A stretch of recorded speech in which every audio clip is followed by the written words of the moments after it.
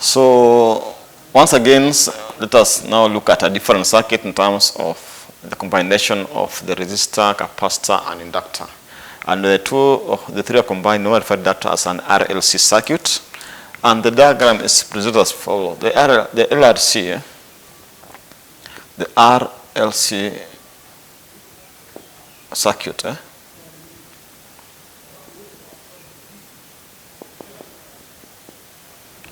The RLC circuit will consist of the three components.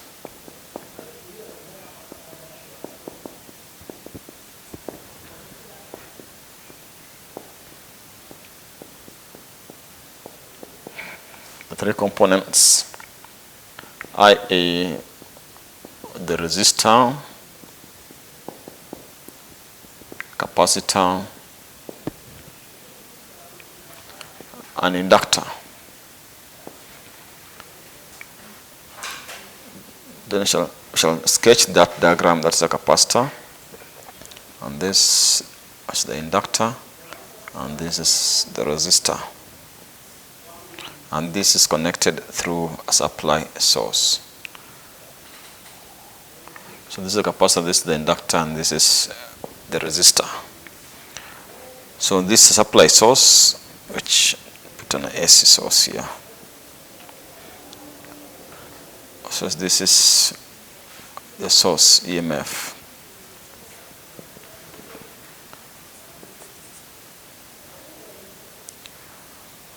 The capacitive reactance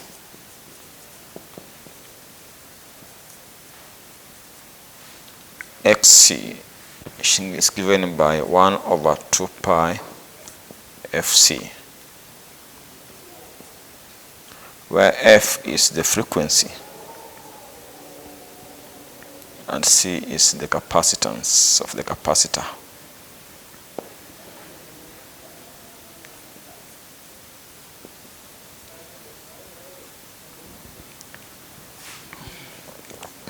The inductive reactance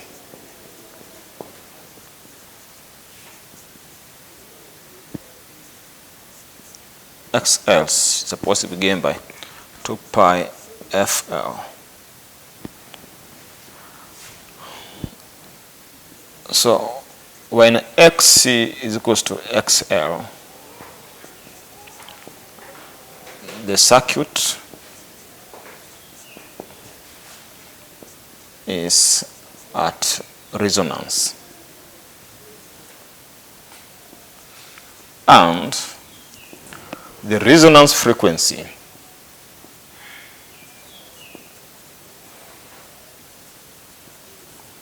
FR is given by FR is supposed to be 1/2 pi the square root of LC.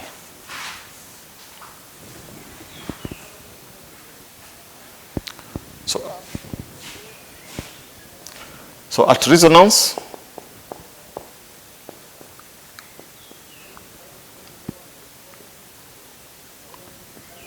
the current through the circuit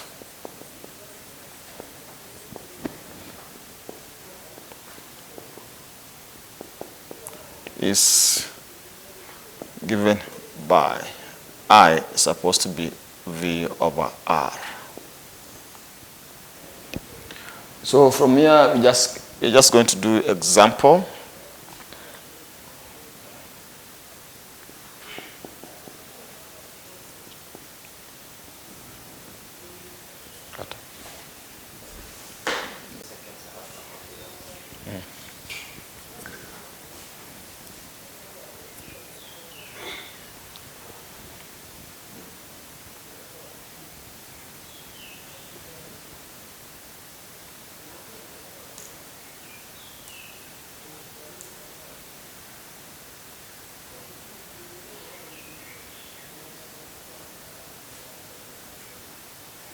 So this is an example of an RLC circuit, and we have been given this example with the frequency source.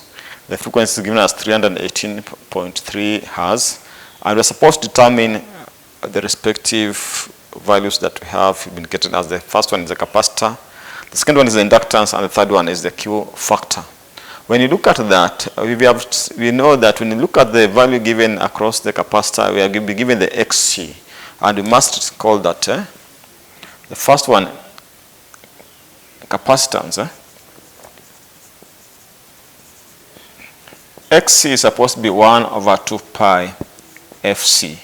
Now XC is given by as 100. 100 is supposed to be 1 over 2 pi. Frequency is given as 318.3.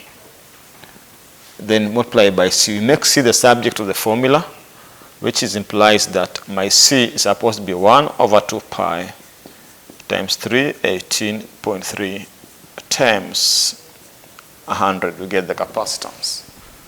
Not take calculators and work out that.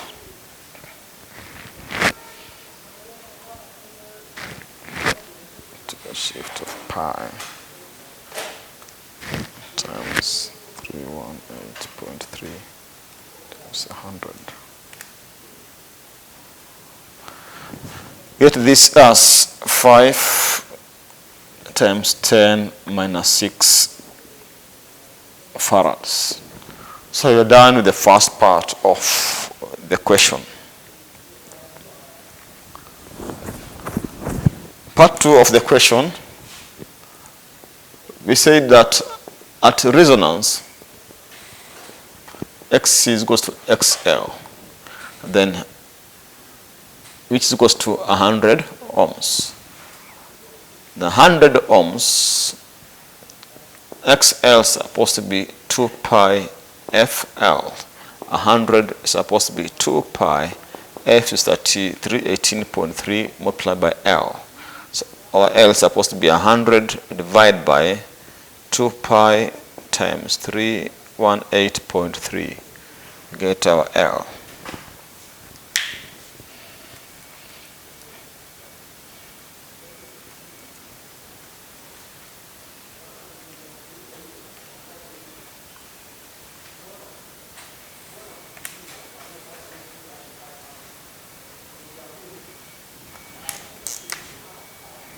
This shall get us 50 times 10 minus 3. It's supposed to be 50 millihenries. So the third part, we talked about the Q factor. Q factor is supposed to be given by Q factor, supposed to be given by the omega L over R. Omega L over R. Now omega IL is whatever we have as the 50. Omega L is whatever we have as the 100. It's 100 or 2 pi times 318.3 times L is 50 times 10 power minus 3 over R. R is given as, our resistance was given as 100. Our value was given as 100.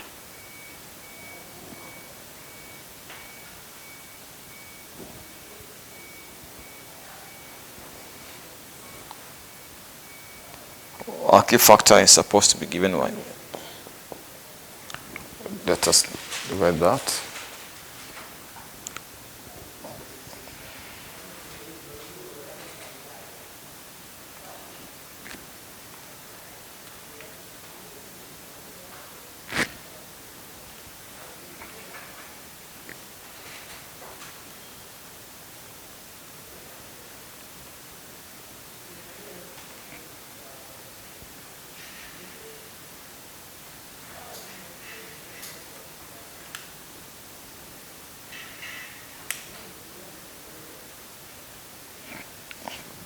We're getting this as 0.99,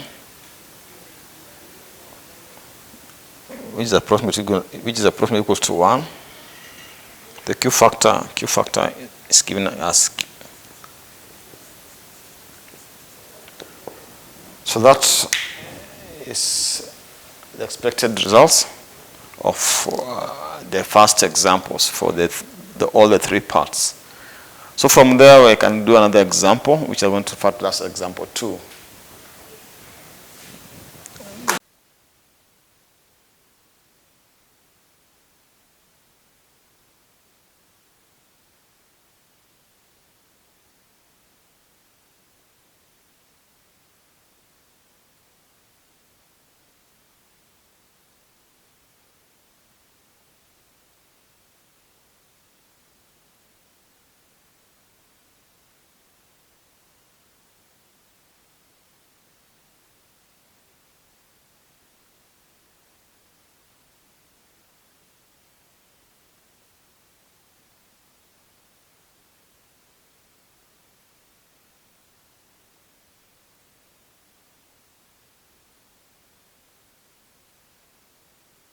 So this is our second example, and this example we have been asked that in the diagram given below, is supposed to determine the supply voltage, the voltage V1, the voltage V2, and supply voltage, and also in the circuit we're also given a current flowing into the components. So the first thing you're supposed to understand that for us to get the supply voltage, you need to get the impedance Z1. So V1 is supposed to be I Z1, but Z1 is supposed to be R squared minus J minus 5 squared minus root 5 squared into square root minus J5 root 5 squared into square root. When you have that, shall have that is as 10 squared minus 5 plus 5 squared into square root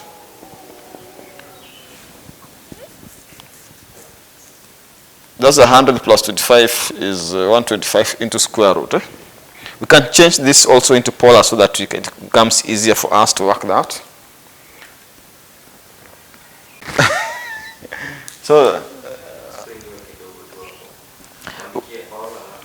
when converting Cartesian into polar, you normally go to your calculators and you select the polar so that your calculator should be able to display polar. And the polar, whatever is in the bracket, must be in Cartesian.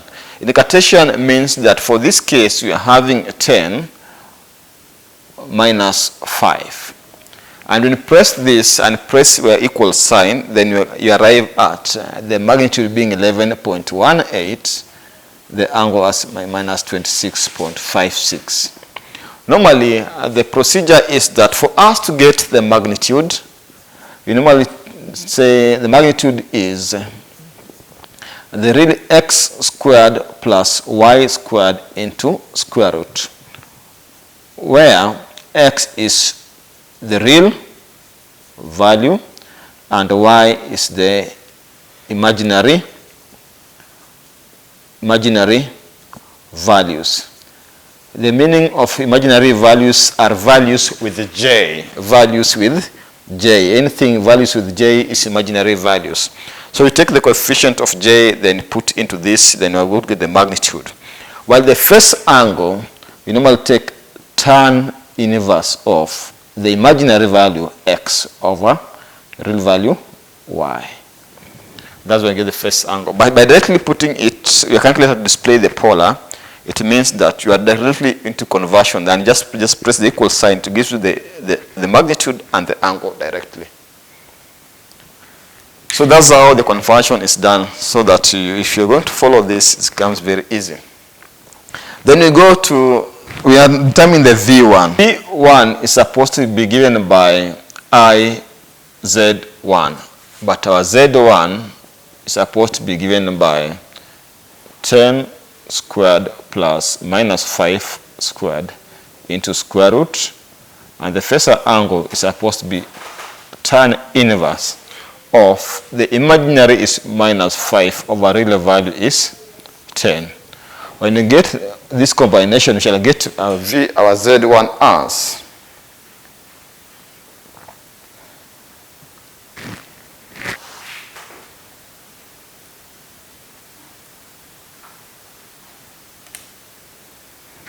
we get our Z1 as 11.18, the angle as minus 26.565 amps. Convert this also into Cartesian, so that in Cartesian rectangular, so that we shall have the values reading.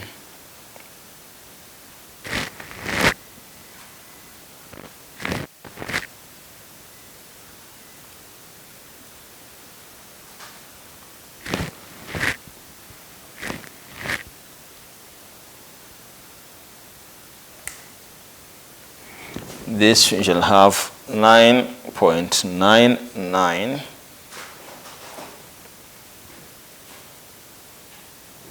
minus J 4.99. So that's how the conversion is done, and from there we can now determine our V1.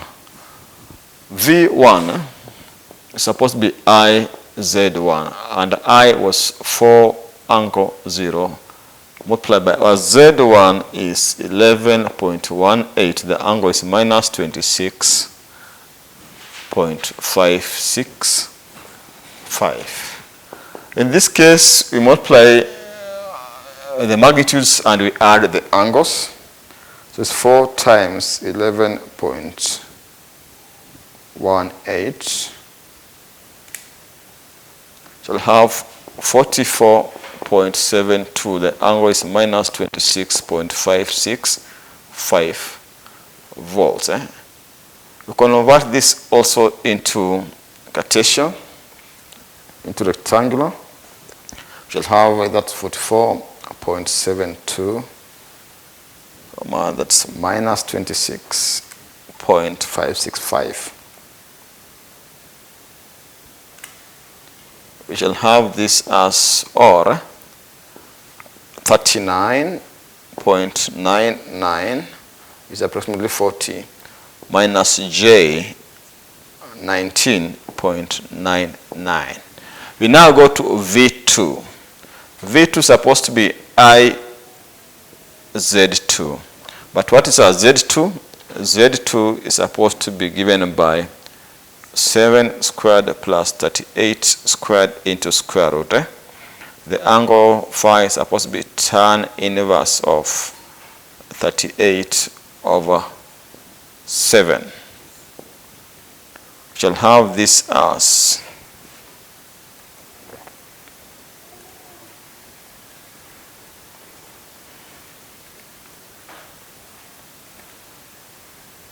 shall have this as 38.639.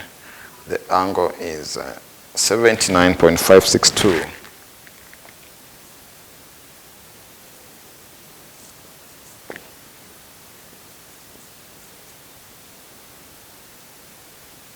This is in volts, or this value can be equated in volts as in rectangular as, that is 38.639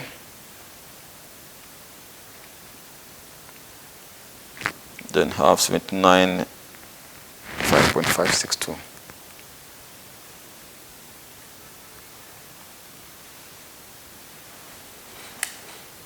Shall have this as 7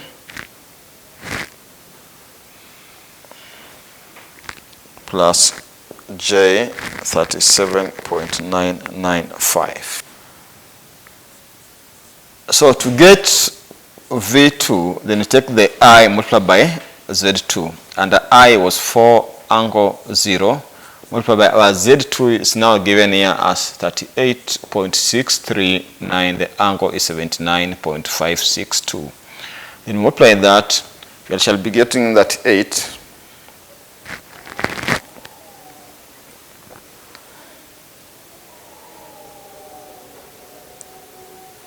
That 8 times 4. That 8.369. Sorry. That 8.639. Times 4, we get 154.56. The angle is 79.562. So we change this also into Cartesian or rectangular. We'll have that as 154.56. The angle there is 79.562. We shall have that as 28. We shall have this as 28 plus J 152. So that is V2.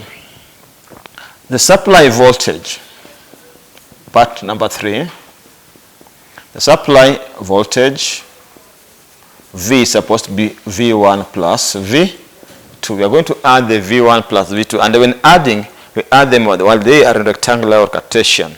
So it becomes very easy. Now that we converted it earlier, it becomes very easy.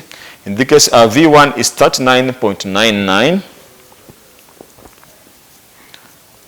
minus J19, minus J19.99 plus 7 plus, let's say plus 28, plus 28 plus J152.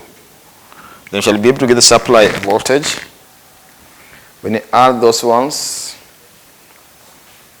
the two, we should be able to get that 39.99 plus, that's minus 19.99 I plus 28 plus 152 J.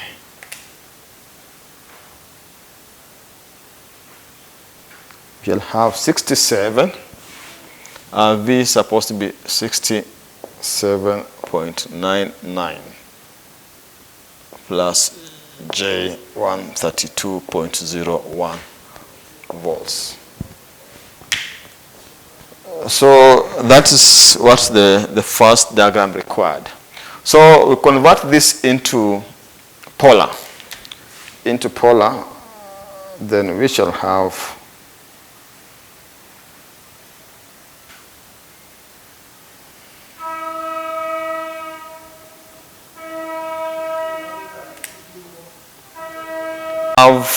or this is supposed to be, the magnitude is 148, the angle is 62.749 degrees. 62.749 degrees. So we are asked to draw the phasor diagram for the circuit. So this is the value we shall be using to draw the phasor diagram. So the part 2 of the question will now ask us the phasor diagram.